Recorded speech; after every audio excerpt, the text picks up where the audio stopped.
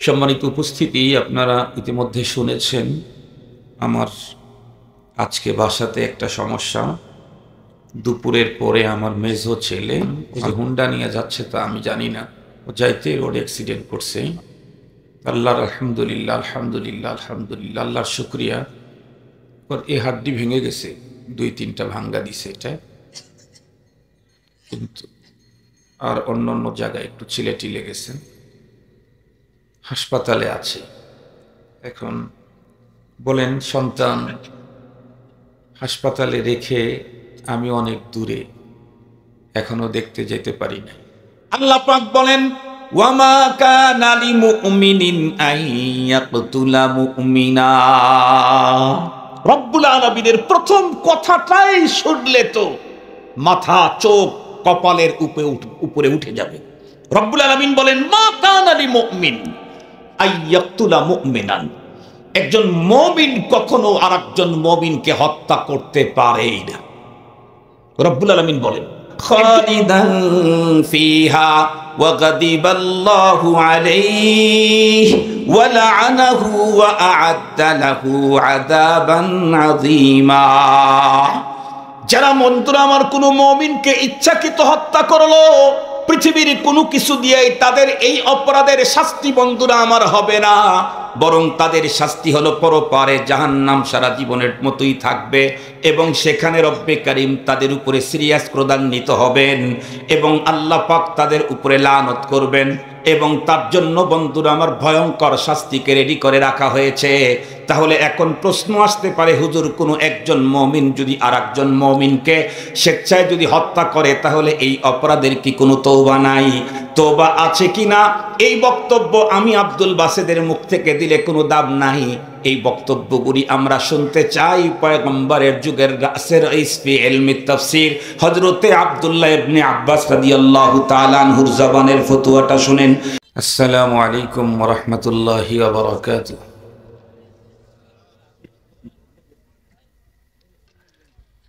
ইন্নাল হামদালিল্লাহ نحمده ونستعينه ونستغفره ونؤمن به ونتوكل عليه ونعوذ بالله من شرور أنفسنا ومن سيئات أعمالنا من يهده الله فلا مضل له ومن يضلله فلا هادي له ونشهد أن لا إله إلا الله وحده لا شريك له ونشهد أن سيدنا وسندنا وحبيبنا وشفيعنا وطبيبنا وطبيب قلوبنا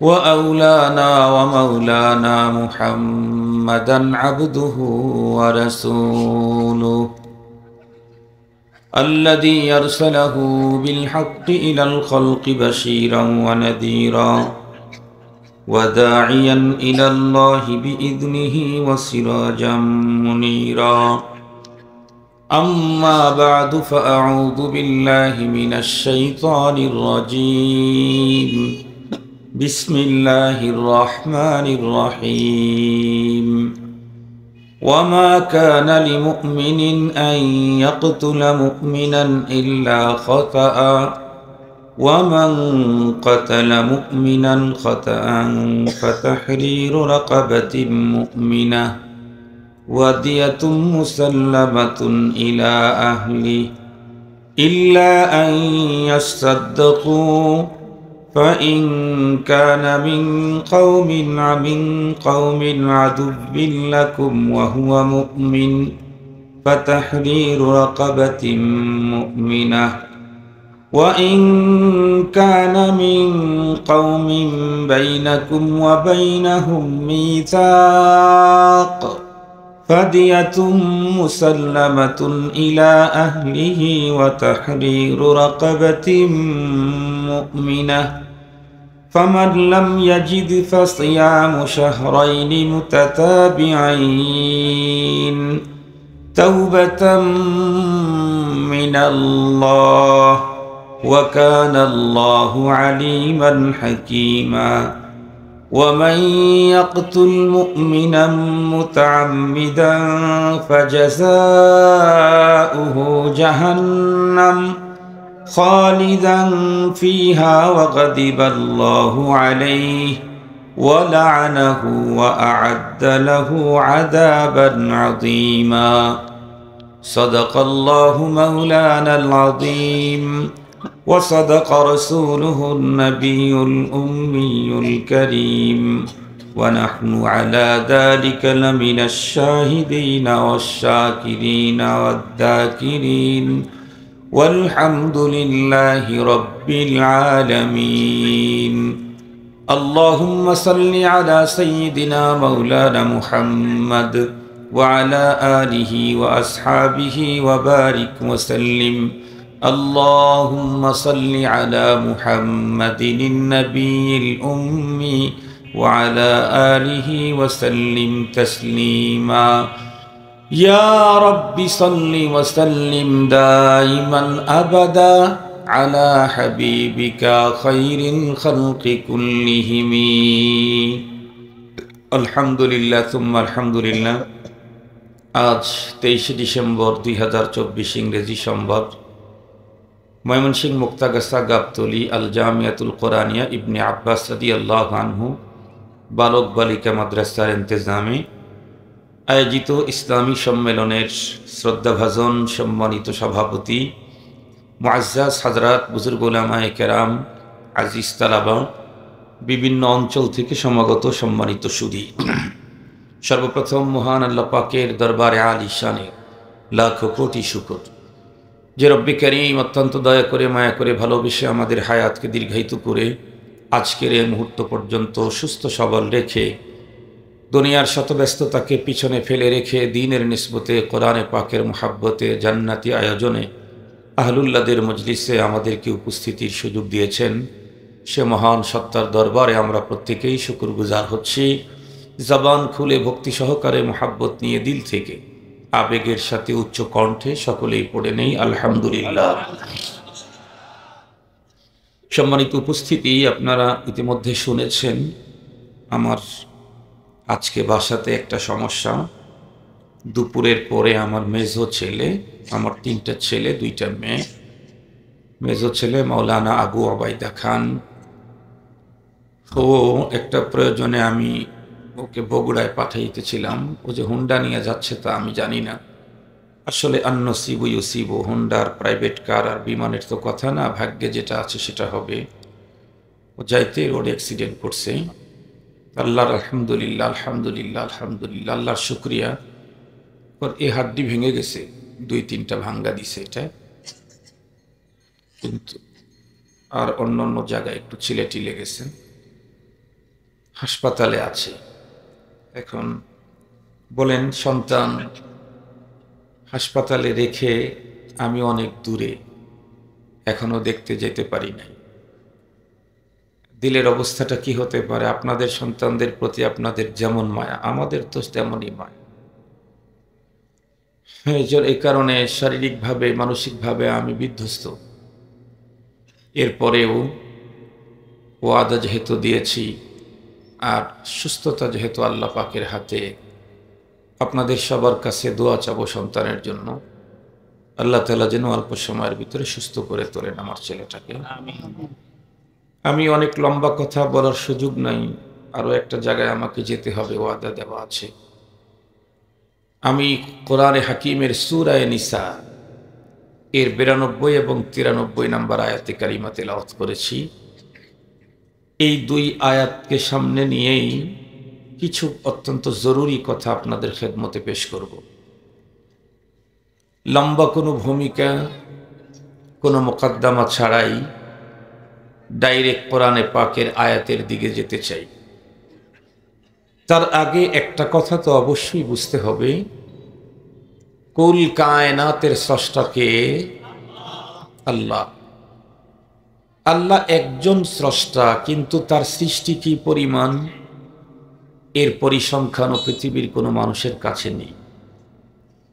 কোন নবী রসুলদের জবানে আল্লাহ পাকের সৃষ্টির কোনো পরিসংখ্যানও পাওয়া যায় না। বরং কালামুল্লাহর দিকে তাকাইলে আল্লাহ তার সৃষ্টি সংক্রান্ত চ্যালেঞ্জ ছুড়েছেন।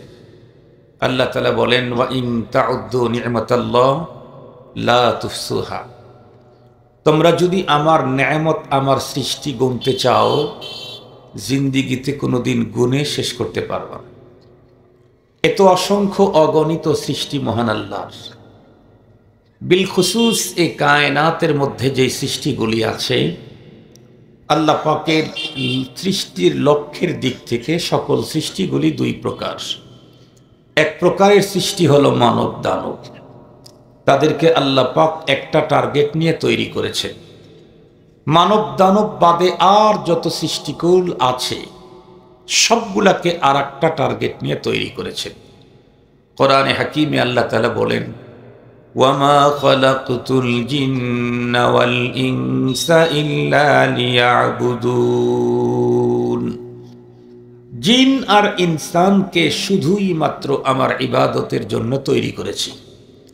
জিন ইনসান ছাড়া আর যত সৃষ্টিকুল আছে তাদের ব্যাপারে আল্লাহ তাআলা বলেন, হুয়াল্লাযী খালাকা লাকুম মা ফিল আরদি জামিআ, তিনি ওই সত্তা যিনি তোমাদের কল্যাণে জমিনের সবকিছুকে তৈরি করেছেন। এই মানুষ, এদের কল্যাণে, মানুষের সৌজন্যে, তাদের জন্য এ আসমান, জমিন, গ্রহ, নক্ষত্র, গ্যালাক্সি, তারকা, সৌরজগতে অবস্থিত সকল কিছু, তাহতা সারা, মাটি অভ্যন্তরে যা আছে সব আমাদের কল্যাণে সৃজিত। মনে রাখবেন, যেই মানুষটাকে লক্ষ্য করে আল্লাহ পাক কোটি কোটি সৃষ্টিকে সৃষ্টি করলেন, সেই মানুষটা আল্লাহ পাকের কাছে কত প্রিয়, কত দামি। কোরআনে হাকিমে আল্লাহ তাআলা তাও ঘোষণা করেছেন। আল্লাহ বলেন, ওয়ালাকাদ কাররামনা বানি আদম ওয়া হামালনাহুম ফিল বাররি ওয়াল বাহরি ওয়া রাযাকনাহুম মিনাত তাইয়্যিবাত ওয়া ফাদ্দালনাহুম আলা কাসীরিম মিম্মান খালাকনা তাফদীলা। আল্লাহ পাক বলেন, সকল সৃষ্টির মধ্যে আমি শ্রেষ্ঠত্ব দিলাম আদম সন্তানকে। সবচাইতে দামি করে, বড় আদর করে, সোহাগ করে আদম আলাইহিস সালামকে আল্লাহ তাআলা তৈরি করেছেন। শ্রেষ্ঠত্ব তার সন্তানদেরকে দিয়েছেন। এই আসমান, জমিন, গ্রহ, নক্ষত্র যা দেখি আর না দেখি সবগুলিকে তৈরি করেছেন আল্লাহ পাক একটা পদ্ধতিতে। আদম পয়গম্বরকে তৈরি করতে আর একটা পদ্ধতি অবলম্বন করেছে। কোরআন শরীফের মধ্যে আল্লাহ তাআলা বলেন, ইয়া ইবলিস মা মানাকা আন তাসজুদা লিমা খালাকতু বিয়াদাই আস্তাকবারতা আম কুনতা মিনাল আলিন। ইবলিস যখন আদম পয়গম্বরকে সিজদা করলো না, পাল্টা যুক্তি দেখাইল, কি আনা খায়রুম মিনহু, আয় আল্লাহ, আমি তো মানুষের চাইতে, আদম আলাইহিস সালামের চাইতে উত্তম। কেমনে? খালাকতানি মিন নারিন ওয়া খালাকতাহু মিন তিন, আমাকে আপনি তৈরি করেছেন, তাকেও আপনিই তৈরি করেছেন, বাট আমাকে তৈরি করতে যেই উপাদান ব্যবহার করেছেন এটা তো দামি। আমি আগুনের তৈরি, সে হলো মাটির তৈরি। সুতরাং আসজুদু লিমা খালাকতা তিনা, যাকে আপনি মাটি দিয়ে তৈরি করলেন, আমি আগুনের তৈরি, তাকে সিজদা করতে পারি না। আল্লাহ পাক তখন তার এই যুক্তির পাল্টা আরেকটা যুক্তি দিলেন, কি? ইয়া ইবলিস মা মানাআকা আন তাসজুদা লিমা খালাকতু বিয়াদাই আস্তাকবারতা আম কুনতা মিনাল আলিন। এই তর্জমা বুঝাইতে চাইলে একটা মেসাল দিলে বুঝবেন, নাইলে তর্জমা বললে বুঝবেন না। আমার হাতের ভিতরে কাগজ আছে, দেখেছেন না? একটা কাগজ না, আজকের মাহফিলের হ্যান্ডবিল। এই হ্যান্ডবিলটাকে আমি 4 ভাগে ভাগ করলাম, এখন 4টা ভাগ করেছি। এখান থেকে একটা অংশ যদি ছিঁড়ে ফেলি, এই এতটুকু, এই সাদা কাগজটা কেউ আপনারা 5 টাকা দিয়ে কিনবেন? 5 টাকা, 2 টাকা, 1 টাকা, 8 আনা, তার মানে এক কথা বলতে গেলে এই কাগজটার কোনো মূল্য নাই, কিন্তু এই কাগজের উপরে যদি বর্তমান অন্তর্বর্তীকালীন সরকারের প্রধান নিজের কলম দিয়ে লিখে দেয় কাগজের বাহককে 50 কোটি টাকা দিয়ে দেওয়া হোক ডক্টর ইউনূস, এখন এই কাগজের দাম কত? আরে বাংলা কথাই বুঝেন না, কথা বলার যোগ্যতা নেই, একটু বলেন। আমি তো বয়ানি করবো 50 মিনিট, আওয়াজ করতেছেন না, আপনাদেরকে আওয়াজ করার জন্য তশকিলেই যদি যায় 20 মিনিট, তাহলে আমারও লস আপনারও লস। এই কাগজটার কোনো মূল্যই ছিল না, কিন্তু অন্তর্বর্তীকালীন সরকারের প্রধানের কলমের খোঁচায় এ কাগজের দাম এখন 50 কোটি। অন্তর্বর্তীকালীন সরকারের কলমের খোঁচায় যদি মূল্যহীন কাগজের দাম 50 কোটি হয়, আল্লাহ পাক ইবলিসকে ডেকে বললেন, আয় ইবলিস, মা মানাক, কে তোকে বাধা দিল? আনতাসজুদা লিমা খালাকতু বিয়াদাইয়া, তুই শুধু আদম পয়গম্বর মাটির তৈরি তাই দেখলি, কিন্তু সেই মাটিতে কার হাতের ছোঁয়া লেগেছে তা দেখলি না? আদম পয়গম্বরকে তো আমি নিজের হাত দিয়ে তৈরি করেছি। মাটির তৈরি হলে কি হবে? যেই মাটিতে রব্বুল আলামিনের হাতের টাচ লেগেছে সে মাটির দাম, তুই তো আগুন নূরের তৈরি, ফেরেশতার চাইতেও দাম বেড়ে গেছে। তুই তো আগুন, তোর চাইতে তো উন্নত উপাদান দিয়ে তৈরি করা হয়েছে ফেরেশতাদেরকে, তারা হলো নূরের তৈরি। রব্বুল আলামিনের হাতের টাচ লাগার কারণে আদম আলাইহিস সালাম মাটির তৈরি হলেও নূরের তৈরি ফেরেশতার চাইতে দাম বেড়ে গেছে। আমি শুধু একটা কথা আপনাদের হৃদয়ঙ্গম করাইতে চাচ্ছি, সেটি হলো এই কুল কায়নাতে রব্বুল আলামিনের লক্ষ কোটি সৃষ্টি আছে, কিন্তু সকল সৃষ্টি এ জগৎটাকেই আল্লাহ তাআলা সাজাইলেন মানুষের জন্য। আল্লাহ পাকের রসুলের কথা স্পষ্ট করে বলে দিয়েছেন, আদ-দুনিয়া খুলিকাত লাকুম, আদ-দুনিয়া খুলিকাত লাকুম ওয়া আনতুম খুলিকতুম লিল আখির। তামাম পৃথিবী তো তোমাদের জন্য সৃজিত, আর তোমাকে রিজার্ভ করে রাখা হয়েছে আল্লাহর জন্য। এখন আপনারা বলুন, তামাম পৃথিবীর সবকিছু তৈরি করলেন আল্লাহ মানুষের জন্য, তাহলে এই মানুষটার দাম আল্লাহর কাছে কত? আল্লাহ পাকের হাবিব এক হাদিসের মধ্যে বয়ান করেন, তামাম পৃথিবীটাকে ধ্বংস করা আল্লাহ পাকের কাছে অত্যন্ত নরমাল একজন মুমিনের জীবন বোধ করার চাইতে। একজন মাত্র ইমানদারের জীবন বোধ করার চাইতে তামাম পৃথিবীকে শেষ করে দেওয়া আল্লাহর কাছে অত্যন্ত আসান। তার মানে দুনিয়া এবং দুনিয়ার ভিতরে যা কিছু আছে তার চাইতে একজন ইমানদারের জীবন আল্লাহর কাছে অনেক দাম। দুঃখের সাথে বলতে হয়, কুল কায়নাতকে সাজাইলেন যেই সৃষ্টিকে লক্ষ্য করে, বড় প্রিয় আল্লাহ পাকের কাছে মানুষ। আজকের পৃথিবীতে দিন যতই গড়তেছে সব জিনিসের মূল্য বাড়লেও মানুষের মূল্য কমে যাচ্ছে। মানুষের জীবনের যেন কোনো মূল্যই নাই। তামাম দুনিয়াতে মানুষ হত্যার এক মহৎ উৎসব চলতেছে তামাম দুনিয়ায়। এর ভিতরে সবচাইতে বেশি ভয়ঙ্কর ভাবে শহীদ করে দেওয়া হচ্ছে আজকের পৃথিবী থেকে মুসলমানদেরকে।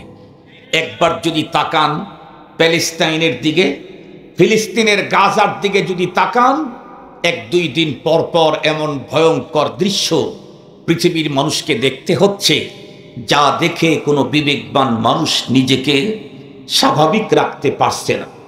প্রতিটি মুসলমানদের অন্তরে রক্তক্ষরণ হচ্ছে গাজার মাসুম বাচ্চাদের শাহাদাতের দৃশ্য দেখে, তাদের রক্ত দেখে, তাদের নির্মমভাবে শহীদ করার ভয়ঙ্কর বিভৎস দুর্ঘটনাগুলি দেখে। মুহতারাম হাজরিন, সারা দুনিয়ার অন্য মানুষ খুন করবে এটি মেনে নেওয়া যেতে পারে, কিন্তু আমরা দেখছি মানুষ হত্যা করার প্রবণতা এখন ইমানদারদের ভিতরেও ঢুকে গেছে, মুসলমানদের ভিতরেও ঢুকে গেছে। আমাদের দেশের কথাই বলি, আমাদের দেশে এখন প্রায় দিন পেপার পত্রিকায় দেখা যায় অমকের লাশ বস্তাবন্দি, অমকের লাশ ড্রেনের ভিতরে, অমক জায়গা থেকে লাশ উদ্ধার করা হয়েছে, এখনো তার পরিচয় মিলেনি। ব্রিফকেসের ভিতরে লাশ, ফ্রিজের ভিতরে লাশ। মা কর্তৃক কি স্বামী কর্তৃক স্ত্রী হত্যা, স্ত্রী কর্তৃক স্বামী হত্যা, এমনকি ভাই কর্তৃক ভাই হত্যা। একই দল করে শুধুই আগামী দিনে তার চেয়ার নিয়ে টানাটানি করতে পারে। আপন দলের লোককে আপন দলের লোকই হত্যা করে। কথা বলেন না কেন মিয়া? এটা কি আমি নতুন কিছু শুনাইতেছি, না বাংলাদেশের ঘটে যাওয়া ঘটনা ঘটার পরে আমি আপনাদেরকে বলতেছি? অগ্রিম বলি নেই, অতীতের কথাগুলি শোনাচ্ছি। বলুন, আপন দলের লোকের কাছেও যদি আমার জীবন নিরাপদ না হয়, তাহলে পৃথিবীর নিরাপত্তা পাবো কোথায়? অত্যন্ত ভয়ঙ্কর কথা হলো স্ত্রী কর্তৃক স্বামী হত্যা। পরকীয়ায় পড়ে প্রেমিকাকে সাথে করে স্ত্রী হত্যার মতো দুর্ঘটনা বাংলাদেশে অহরহ ঘটতেছে। মুহতারাম হাজরিন, শুধুই জমি জমার বিরোধ তাই হত্যা, 50 টাকার জন্য বন্দুকে হত্যা। কথা বলেন, এগুলি ঘটতেছে না? এমনকি রাজনৈতিক প্রতিপক্ষ হওয়ার কারণে নির্মমভাবে হত্যা করে পুড়িয়ে দেওয়ার মতো ভয়ঙ্কর বিভৎস দুর্ঘটনা বাংলাদেশের ইতিহাসে ঘটেছে। সেগুলি চলতে চলতে ইদানিং কি দেখলাম, তুরাগ নদীর তীরেই সেই পবিত্র জমিন, সারা দুনিয়া থেকে যেখানে মুসলমান দাওয়াতের কাজে অংশগ্রহণ করে, টঙ্গীর ময়দানে রাত্রের অন্ধকারে ঘুমন্ত মানুষদের পেটের ভিতরে ছুরি ঢুকিয়ে নির্মমভাবে শহীদ করে দেওয়ার মতো ভয়ঙ্কর অত্যন্ত দুঃখজনক দুর্ঘটনাও বাংলাদেশের জমিনে ঘটে গেল। খুব ভালো করে বুঝবেন, এই যে মানুষ হত্যার প্রবণতা দিন দিন বেড়েই চলছে, মুসলমান হয়েও মানুষ খুন করতেছে। এই খুন হত্যা কত বড় অপরাধ! আমরা যেহেতু আল্লাহকে বিশ্বাস করি, আমরা যেহেতু পরপারকে বিশ্বাস করি, আমরা যেহেতু আল্লাহর আদালতে দাঁড়ানোকে বিশ্বাস করি, সঙ্গত কারণে আল্লাহ পাক এই ব্যাপারে কি সিদ্ধান্ত নিয়ে রেখেছেন এগুলি আমাদের জানা দরকার। যারা আল্লাহকে বিশ্বাস করে না, আখিরাত বিশ্বাস করে না, তাদের সাথে আমার আজকে কোনো গল্প নেই। আজকে শুধুই যারা কোরআন বিশ্বাস করে, আখিরাত বিশ্বাস করে, আল্লাহর আদালতে দাঁড়ানোকে যারা বিশ্বাস করে, তাদেরকে নিয়েই কোরআনে পাকের মেসেজটা আমি আপনাদের খেদমতে পৌঁছে দিতে চাই, যাতে করে আগামী দিনে আমার সোনার বাংলায় কোনো মুসলিম কর্তৃক আর কোনো মুসলমান হত্যা না হয়। সে যে মতাদর্শেরই হোক না কেন, আমার প্রতিপক্ষ হলেই তাকে আমি হত্যাই করে ফেলবো। একটু ঠান্ডা মাথায় ভাবেন, একটু ঠান্ডা মাথায় ভাবেন। এ পৃথিবীর কোনো একজন হত্যাকারী যদি কাউকে হত্যা করে ফেলেছে, পরবর্তীতে তাকে আদালতে হাজির করা হলো, কিন্তু যে আদালতে সে হাজির হয়েছে, সে আদালতের বিচারক যাকে হত্যা করা হয়েছে তার বাবা, তাহলে আজকে হত্যাকারীর কি কন্ডিশন হবে? কথা বুঝেন নাই আমার?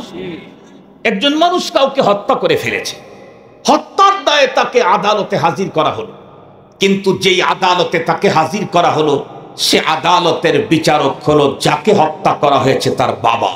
তাহলে আজকে এই খুনি বাঁচার কোনো পথ?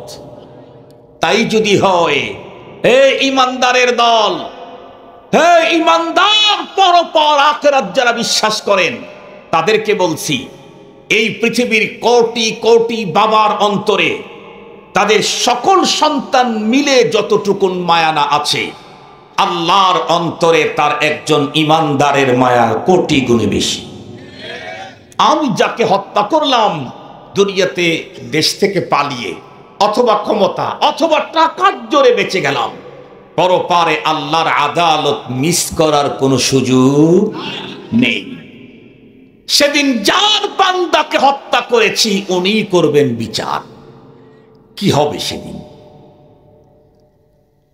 মুসলমান ভাইরা আমার কথা ভালো করে বুঝবেন। অনেক লম্বা টাইম কথা বলে আপনাদের মূল্যবান সময় নষ্ট করার কোনো সুযোগ নাই, আমারও লম্বা টাইম সময় দেওয়ার সুযোগ নাই। শুধুই সূরাতুন নিসার 92-93 নম্বর আয়াতে কারিমা তেলাওয়াত করে করে রব্বে কারীম হত্যার ব্যাপারে কি বিধান দিয়েছেন, কি মেসেজ দিয়েছেন সেটা ঈমানদারদেরকে শোনায়া দিতে চাই। আল্লাহ পাক বলেন, ওয়ামা কানা লিমুমিনিন আইয়াকতুলা মুমিনা। রব্বুল আলামিনের প্রথম কথাটাই শুনলে তো মাথা চোখ কপালের উপরে উঠে যাবে। রব্বুল আলামিন বলেন, মা কানা লিমুমিন আইয়াকতুলা মুমিনান। একজন মুমিন কখনো আরেকজন মুমিনকে হত্যা করতে পারেই না। রব্বুল আলামিন বলেন, একজন মুমিন আরেকজন মুমিনকে হত্যা করতে পারেই না। আল্লাহ পাক বলেন, অথচ আমাদের দেশে কতভাবে মুমিন মুমিনকে হত্যা করে ফেলছে। স্বামী স্ত্রীর গন্ডগোলে, পরকীয়ায় পড়ে। সবচেয়ে বড় দুঃখ এবং লজ্জাস্কর কথা হলো, সারা জীবন যে বক্তব্য দিলাম, পড়াপড়ি করলাম, সেটাও আজকে মিথ্যা প্রমাণিত হচ্ছে। সারা জীবন শুনলাম মা নিজের জীবন বিসর্জন দেয়, তবুও সন্তানকে মরতে দিতে চায় না। এখন কি দেখি, মা পরকীয়ায় পড়ে তার সন্তানকেও হত্যা করে ফেলে। কথা বলেন না কেন? এর চাইতে আর কি চান? পৃথিবীর আর আছেটা কি? এ পৃথিবীতে মনুষ্যত্বের আছেটা কোন জায়গায়? মায়ের কাছে যদি সন্তান নিরাপদ না হয়, তাহলে পৃথিবীর আর কোথায় কার কাছে নিরাপদ? মুসলমান ভাইরা আমার কথা ভালো করে বুঝবেন। রব্বুল আলামিন প্রথমেই বললেন, রবের বক্তব্য দেওয়ার সিস্টেমটা একটু ভালো করে বুঝতে হবে, ডিপলি ভাবতে হবে। রব্বুল আলামিন বলেন, মা কানা লিমুমিনিন আইয়াকতুলা মুমিনা। একজন ঈমানদার কখনোই আরেকজন ঈমানদারকে হত্যা করতে পারে না। হ্যাঁ, হত্যা হয়ে যেতে পারে বন্ধুরা আমার কয়েকটা পদ্ধতিতে। আল্লাহ বলেন, ইল্লা খতাআ। একজন মুমিন কর্তৃক আরেকজন মুমিন হত্যা হয়ে যেতে পারে, হত্যা করতে কখনো পারে না। হত্যা হলো কেমনে? ভুল ক্রমে হত্যা হয়ে যেতে পারে। ভুল ক্রমে যদি কেউ কারে হত্যা করে, তাহলে তার জন্য বিচারের পদ্ধতি কি, সেই কথাগুলি আপনাদের খেদমতে বলার আগে, ভুল বন্ধুরা আমার, হত্যা ভুল ক্রমে হত্যা কত প্রকারের হতে পারে, এই কথাটা একটু আপনাদের খেদমতে বলতে চাই। খুব ভালো করে বুঝবেন। এক নম্বরের ভুল ক্রমে হত্যা হলো, ধরেন কোনো একজন মানুষ কোনো একটা শিকারীকে ফায়ার করেছে, শুট করেছে, তীর মেরেছে, তরবারি ছুঁড়েছে, কিন্তু উনি যখন তীর মেরেছে, তার বন্ধুরা আমার ওই মুহূর্তেই একজন মানুষ ওই দাগা দিয়া যাইতে, যখন বন্ধুরা আমার গুলি করেছে একজন পথচারী ওই দাগা দিয়া যাইতে, গুলিটা তাকে লেগে মরে গেল। বলুন তো দেখি, এই লোকের গুলিতে ওই লোক মরল, কিন্তু উনি কি তাকে নিজের ইচ্ছায় গুলি লাগিয়েছেন? তাহলে এই হত্যা হলো ভুল ক্রমে হত্যা। আর একটা ভুল ক্রমে হত্যা হলো, ওই লোকটাকে টার্গেট করেই মেরেছে, কিন্তু এমন বস্তু দিয়া মেরেছে যেই বস্তু দিয়ে আঘাত করলে কেউ কোনোদিন মরে না। কিন্তু বন্ধুরা আমার, আজকে এই ছোট্ট আঘাতেই লোকটা মারা গেল। অথবা বন্ধুরা আমার মনে রাখবেন, নিয়ত করেই মেরেছে, কখনো তাকে হত্যা করার নিয়তে মারে নাই, হত্যা করার নিয়তেও মারে নাই, এমন বস্তু দিয়ে মারে নাই যেই বস্তু দিয়ে মারলে সে মরে যায়, কিন্তু হঠাৎ করে সে মরেই গেল। আমরা ছোট্টবেলায় সিরাজগঞ্জের একটা ঘটনা শুনেছিলাম। গোবর, শুকনা গোবরের টুকরা দিয়ে একজন আর একজনকে ছুঁড়ে মেরেছিল, এর আঘাতেই একজন মানুষ মারা গিয়েছিল। বলুন তো দেখি, এইটা কি ইচ্ছাকৃত হত্যা না অনিচ্ছাকৃত হত্যা? তৃতীয় নাম্বার, খুব ভালো করে বুঝবেন, যুদ্ধের ময়দান, প্রচন্ড যুদ্ধ শুরু হয়ে গেছে, ঘুমসান লড়াই। একেবারে বন্ধুরা আমার চোখে মুখে অন্ধকার। এই কঠিন ঘুমসান লড়াই, তুমুল যুদ্ধের ভিতরে বন্ধুরা আমার নিজের সৈন্যর উপরে আক্রমণ করলো। নিজের সৈন্যরা এক পর্যায়ে তাকে মেরে ফেললো। এখানেও তো বন্ধুরা আমার ভুল ক্রমে হত্যা। এমন ঘটনা খায়রুল কুরুনের ভিতরেও ঘটেছে। আপনারা ইতিহাস জানেন, গজওয়ায়ে উহুদের কথা। উহুদের যুদ্ধে প্রথম হযরতে সাহাবায়ে কেরাম অপ্রত্যাশিতভাবে মহাবিজয় অর্জন করলেন।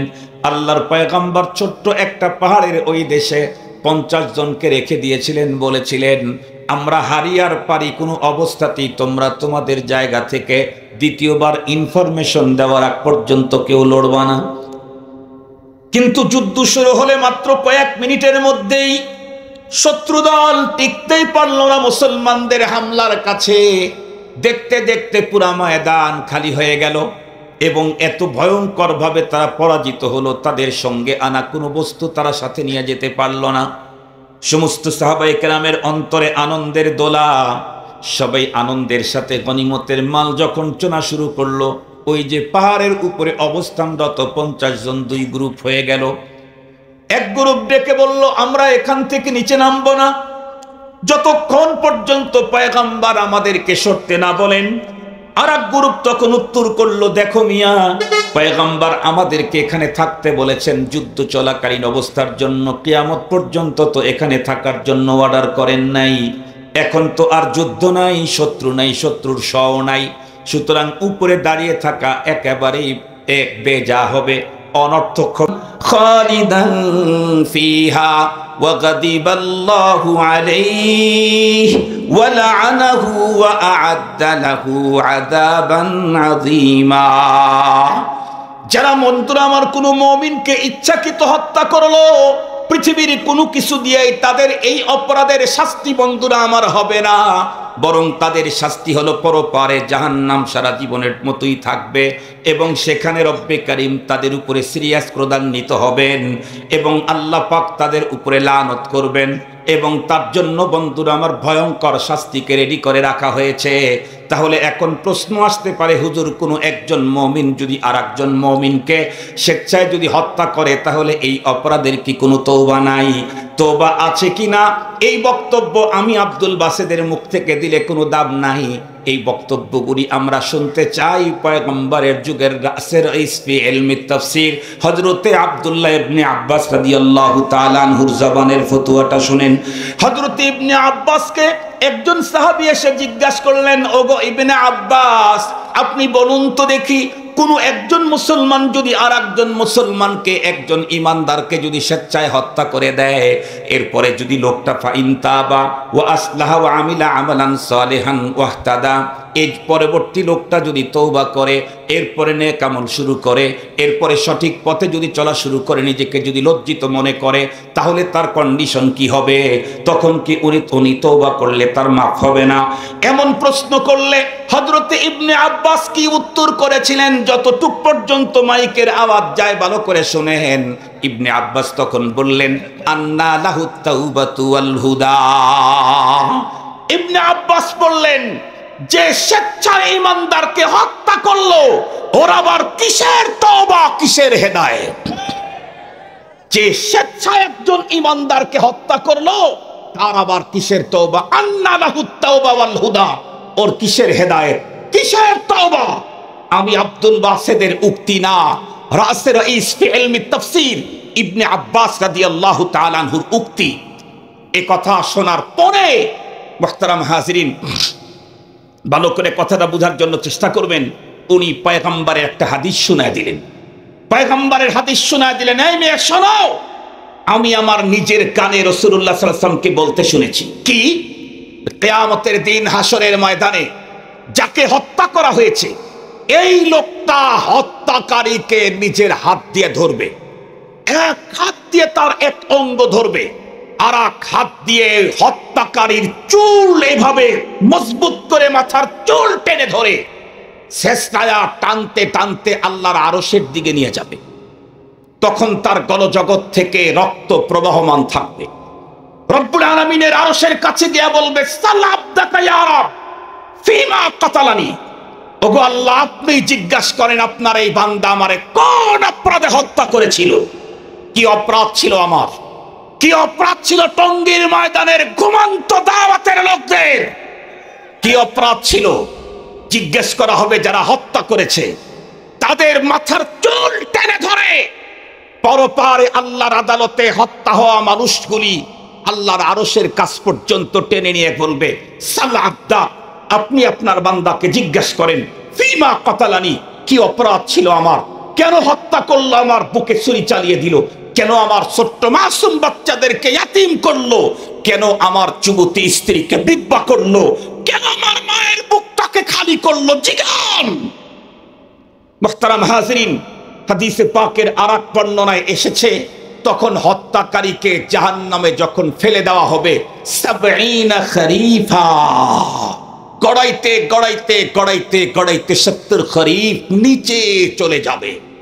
মুহতারাম হাজিরিন, কথাগুলি একটু ভালো করে বুঝবেন, কথাগুলি ভালো করে বুঝবেন। তাহলে একজন মুমিনকে হত্যা যদি কেউ করে, কোরআনের এই আয়াত স্পষ্ট বলেছে সারা জীবন জাহান্নামে থাকবে।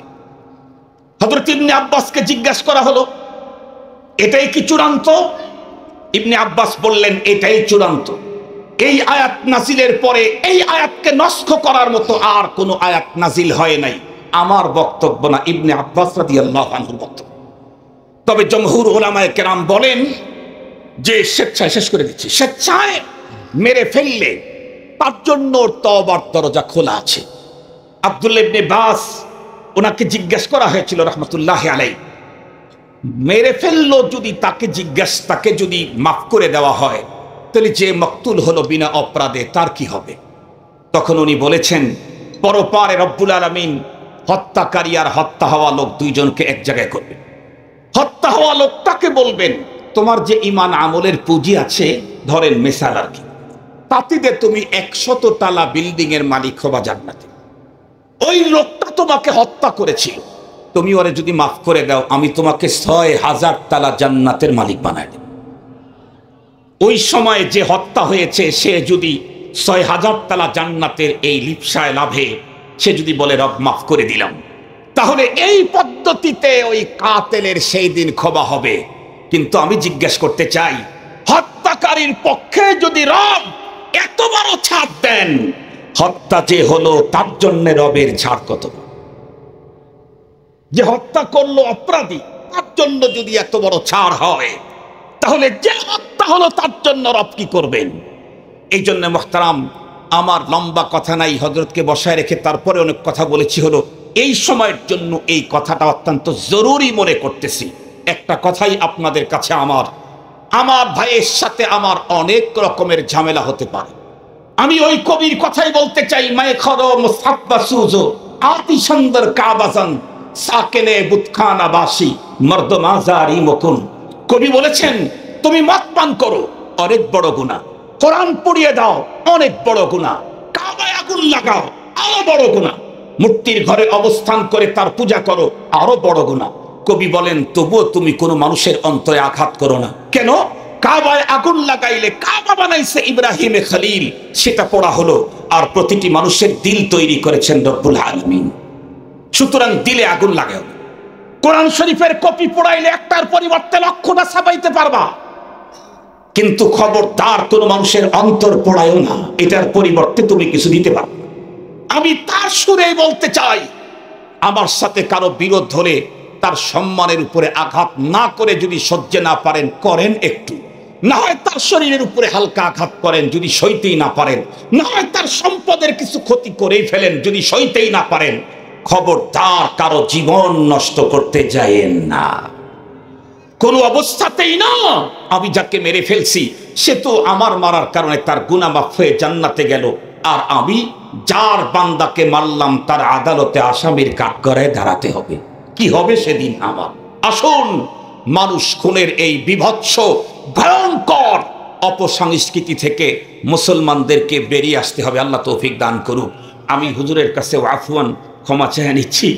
একটা সাবজেক্টের কথা বলেছিলাম, যদি না বলি লোকেরা বুঝতে পারবে না। এই জন্য আপনাদের কাছে দোয়া চাই, আমার সন্তানের জন্য হুজুরের কাছেও দোয়া চাই, আপনাদের কাছেও দোয়া চাই, ফ্যামিলির সবার জন্য। আসসালামু আলাইকুম।